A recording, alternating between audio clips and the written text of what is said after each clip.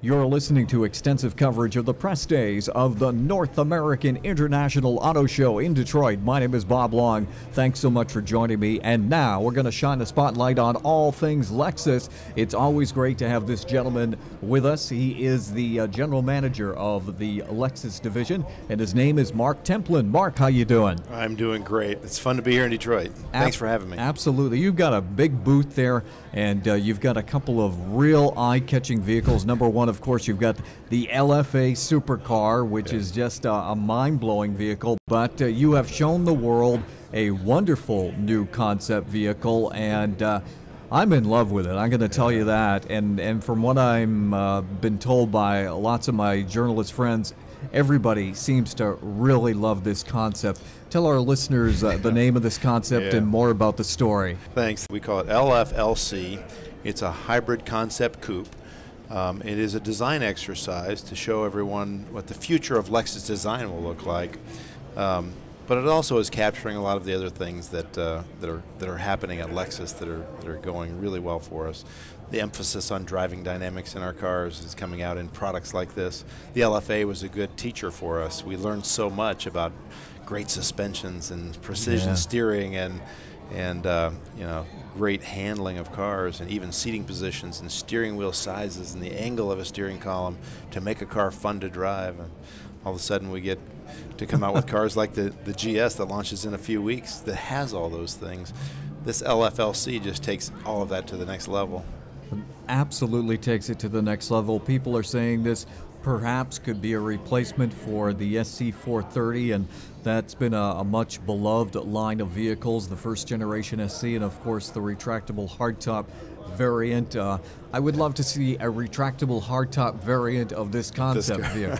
That would be really interesting to see. I better go to the Calty folks who designed it in Newport Beach and tell them to do that for us. Definitely. I understand that the LF in that concept name actually stands for Lexus Future. Is that true? That's correct. That's why you see all of our concept cars have LF to start with, Lexus Future.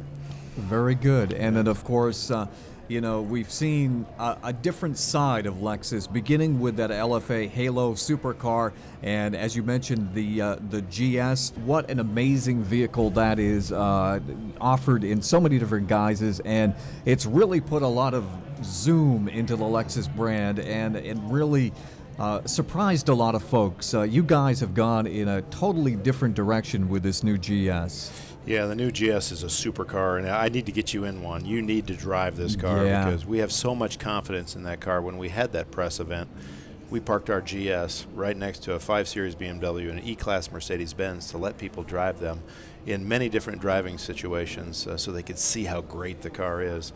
And I think you'd be just as impressed as the rest of them were. We've got a lot of great write-ups on that car, and we can't wait to start selling it in a few weeks. Excellent. Are the dealers excited about that particular vehicle? Absolutely. When we let them drive the car, they fell in love with it too. And you know what? People are just raving about the new styling. Our new face of Lexus, the spindle grille that we're going to have on all the future products that we have coming, will be applied to 9 new products we launched this year, plus 3 F-Sport models.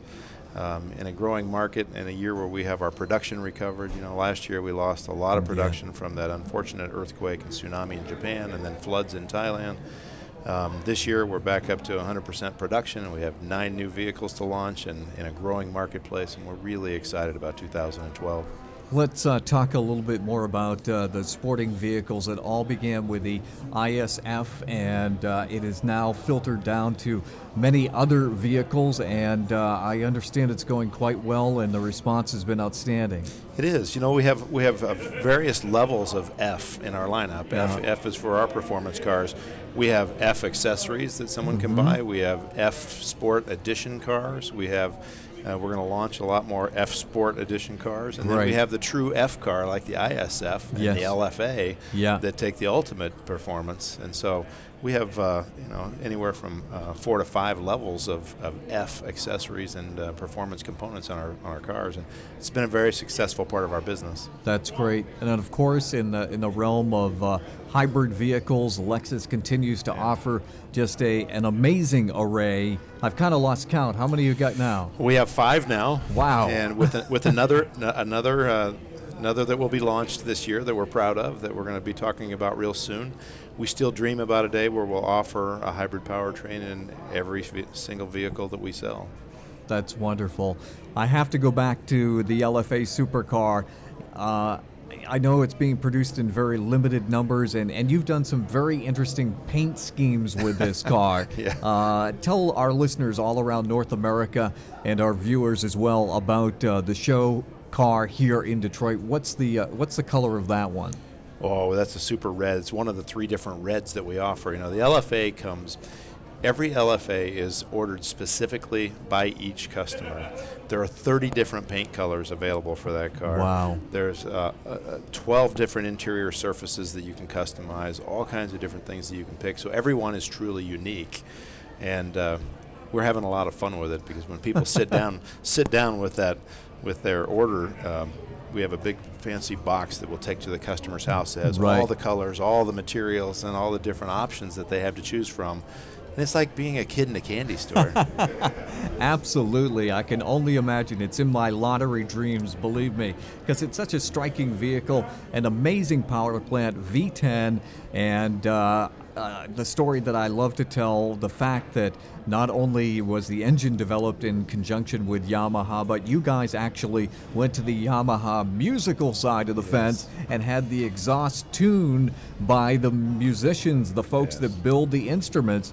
What does that vehicle sound like at full song? What is it like? You know what? There's nothing like it anywhere else, and I think everybody that listens to it is blown away by the sound of that car. I'm going to put one on as a ringtone on my phone, because when you get high RPM, when you get starting revving at 9,000 RPM with that engine, the way it's been tuned, it's music to your ears. It's unbelievable. I'll tell you a story about that car. The first time I really got to drive one in a real performance setting, drive road track is the way to really impress yourself with that car. But when I drove on a big oval, they would only let me in Japan drive it at about 165 miles an hour, because I wasn't certified to drive it at a higher rate of speed on that track. Right. And then they put me in the passenger seat with a professional driver. Yeah. And we're driving on the track at 200 miles an hour. And I look over, and you don't realize how fast you're going. You look out the front, and it's so smooth, it's so quiet, you have no idea until you look out the side window and see how things are flying by. Then I was amazed that he slowed down to 185 miles an hour to go around the turn, and it's like, wow, it really showed how great a vehicle it is. Let's talk about the entry-level Lexus, a kind of a departure for the brand. It surprised a lot of people. The CT, how's it doing? The CT has been a big hit for us. You know, we came out, we launched it in March. It'll be a year ago. February launch. March was our first full month of sales in that car. Our projections at the time were that we'd sell 1,000 a month, which was basically doubling the segment that it sits in.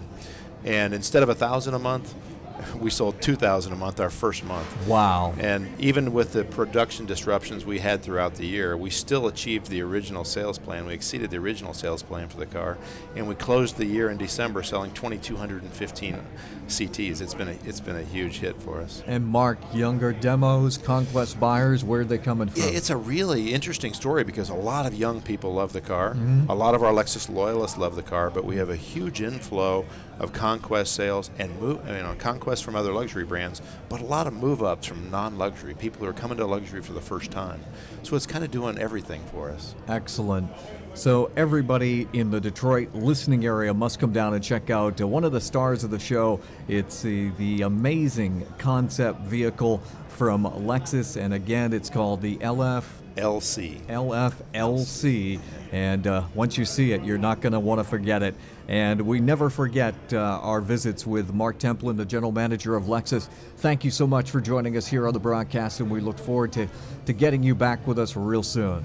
Thanks for having me. I always enjoy it. Thank you, Mark. We'll take a pit stop and then more. You're listening to the Automotive Radio Network.